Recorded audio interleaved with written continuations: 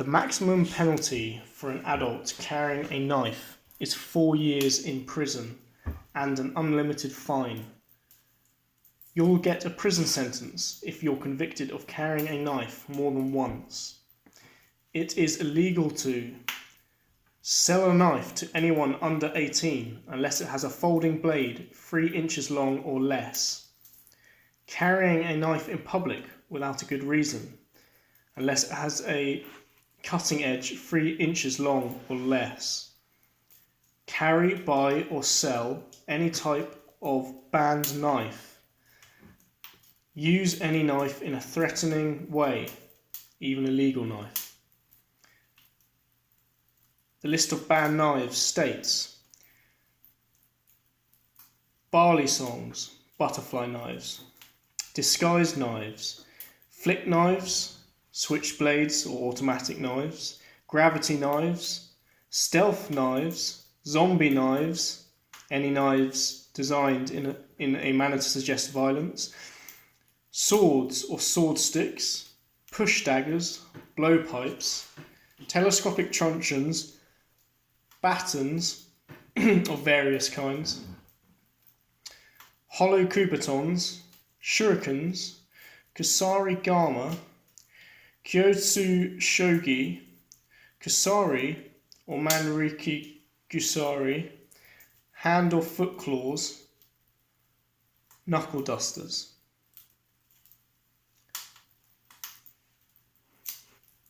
That statement is from the gov.uk website, article called, or release rather, called Selling, Buying and Carrying Knives. I'll read some more from that website. Good reasons to carry a knife in public. Taking knives you use at work to and from work. Taking knives to a gallery or museum for exhibition. Using knives for theatre purposes, film, reenactment, or carrying knives for religious reasons, such as the kirpin that Sikhs carry. Or carrying knives in order to take them to a demonstration or for teaching purposes. I'm just paraphrasing here. The statement also mentions lock knives are not classed as folding knives. And that may include multi-tools. And then the last paragraph is quite chilling. A court will decide if you've got a good reason to carry a knife or weapon if you're charged with carrying it illegally. Now, in my last video, I talked about some of the problems with knife culture in the UK and really what proper knife culture should be, which is about the enjoyment of knives as a ruralist pastime. Now, again, I have to emphasise that I am not a lawyer. I am not in any way qualified to give legal advice on the topic of anything, least of all knives. So my recommendation is all people interested in bushcraft should go to the gov.uk website and very methodically read through this content and really just make sure that they understand completely. You want to make sure that you understand completely where you are with regards to the law and the carrying of knives. It's extremely confusing and you don't want to get caught out by misunderstanding the length of the cutting edge or whether or not you've got a folding or locking knife and all the various kind of variations on knives. So the reason I'm interested in this is because I didn't understand any of this law and was just trying to kind of figure it all out by reading through different articles and blogs and videos and so on. But really you need to go straight to the source, which is the gov.uk website.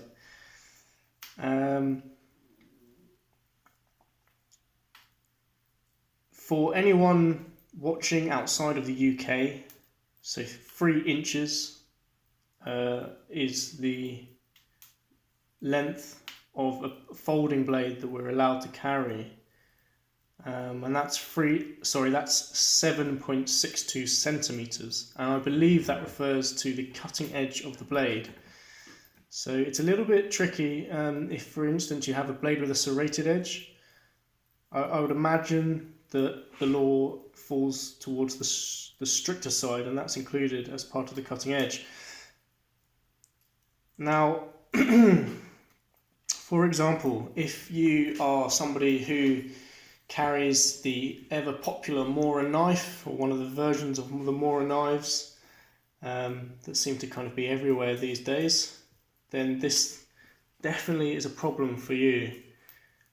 I carry a Mora knife, and the blade is certainly over 3 inches long and is a fixed blade. It's not a folding knife. I also have just ordered a lockable folding knife, a shroud blade, just a low-cost blade that I just quite like the design of. Now, both of those, the shroud and the Mora, both of those would be regarded as illegal to carry without a good reason,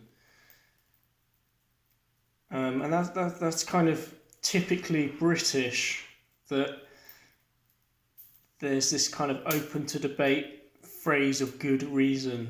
So just to reread what the gov.uk page says: it is illegal to carry a knife in public without a good reason, unless it has a cutting edge 3 inches long or less.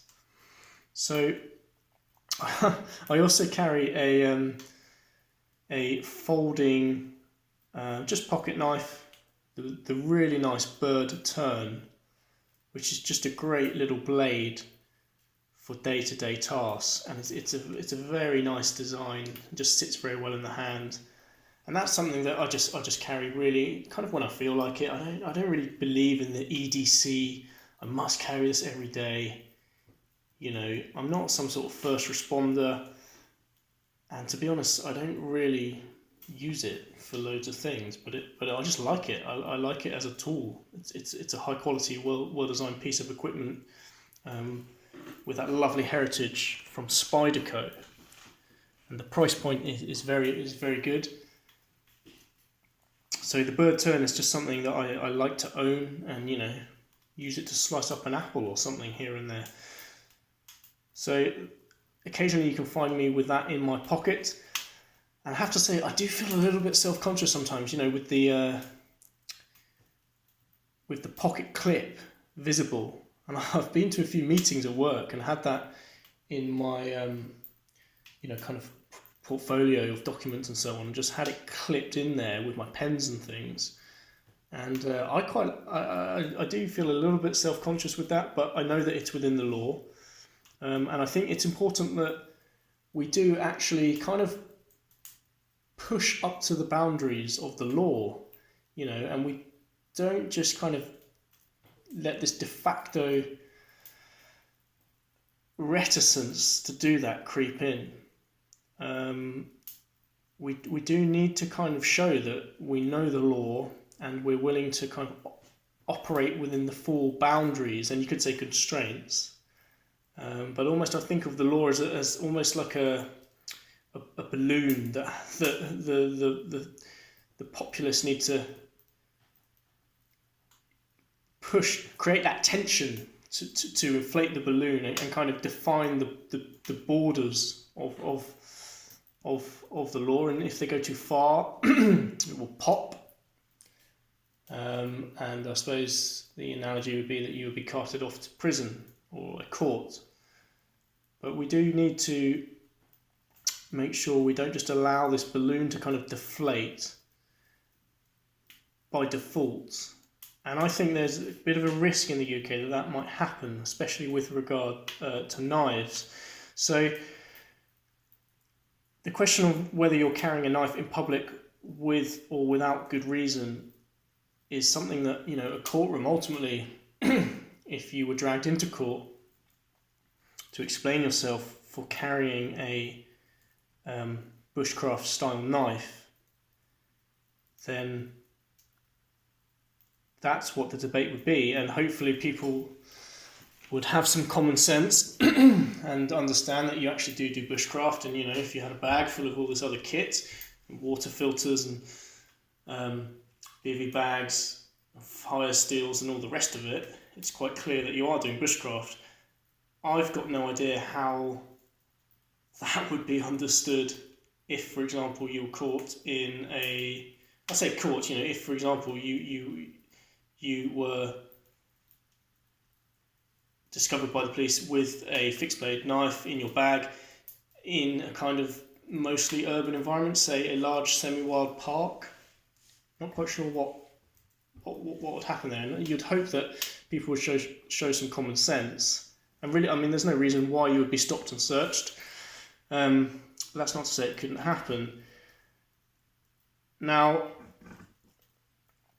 the other part of this statement is also quite tricky and ambiguous. So it is illegal to use any knife in a threatening way, even a legal knife. Now, I'm really not sure how that would be interpreted or understood. So, for example, if you were using a fully legal pocket knife to slice up an apple in public, could that be regarded as threatening? I really don't know. There may be case history that has kind of argued these exact points, or if you're doing the same thing but with a larger fixed knife, would that suddenly become a problem? Or if, for instance, you were just going about your business doing some bushcraft and for some reason a passerby, let's say, cycled past you quickly and, took issue with you being sort of in the middle of a cycle lane or something and said something to you, and you turned around and you happened to have a knife kind of in your hand if you were just cutting up some fruit, would that quite hostile context of a kind of slightly confrontational conversation, would that be regarded as threatening? Now those, I think, are kind of perhaps silly questions, but there is a possibility that all of us could be affected by the law as it stands in the UK. And I'll give you a personal anecdotal example of that, which was a few years ago. Myself and a pal went from London out to Surrey for a bit of hiking. That's about an hour on the train, just out to the kind of villages of Surrey. And we left from London Victoria, which is one of the busiest stations in central London. And after about half an hour, sat on the train, we got chatting to this old gent opposite us, who actually turned out to be a retired member of Parliament. So he's a really interesting guy to talk to, a former Conservative MP. And as we were talking away, we were a bit hungry, so I took out a bit of, Tupperware with a block of cheese and an apple. And I'd taken a small fixed bladed kitchen knife, basically a fruit knife, like a trivial knife that you'd use to kind of slice up an avocado or something. And I just kind of absentmindedly took it out on the train and cut up this apple and just kind of left it out next to my lunchbox. And as we came into the next station, I looked out the window and there was all these guys in high vis kind of panicking, and there were literally like four or five people out on the station in high vis jackets, clearly like agitated and kind of running down the carriage trying to look for someone. Guy came in high vis into our carriage and was like looking quite intense, so much so that, now this is the funny part, I was so oblivious to the fact that they were looking for me with this knife that I was kind of looking around going, yeah, Jesus, who's this guy looking for? Like the guy in the carriage, there's one at either end now, there's people outside, and it got to the point where as this guy was coming down the carriage, the group of people, sort of staff on the outside, he was like, "It's him," pointing through the window at me, and I was kind of like confused. Is this guy pointing to me? Like what's going on? Is somebody sick on the train or something? And he came running over and said, "You've got a knife. You've got a knife. It's been reported you're carrying a knife." And I just kind of looked at him a bit taken aback, and I was like, "Oh, sorry, I was just slicing up an apple because we're going hiking." And to be fair to the guy, I think he kind of ratcheted down a little bit from the level of anxiety that it must have caused getting a phone call if you're a guard on a train that goes from central London saying, there's someone on the train with a knife. And this was before the kind of hardcore repeated instances of Islamic terror attacks, that kind of low-grade Islamic terror using knives. So, thank God it was before then. But yeah, I mean, in the end, he just sort of quite sternly said, "Look, you've got to think more carefully about this, put it away." And I said, "Yeah, sure, sorry about that," and was pretty apologetic. And that was luckily the end of it. But that was a bit of a shock. And I'm still not really clear whether, because I was on a train, whether I was actually breaking the law or not. But it was a pretty serious situation. And I guess what it comes down to is ignorance is no excuse with regards to the law. Just because you don't know the law, it doesn't mean that it doesn't apply to you. So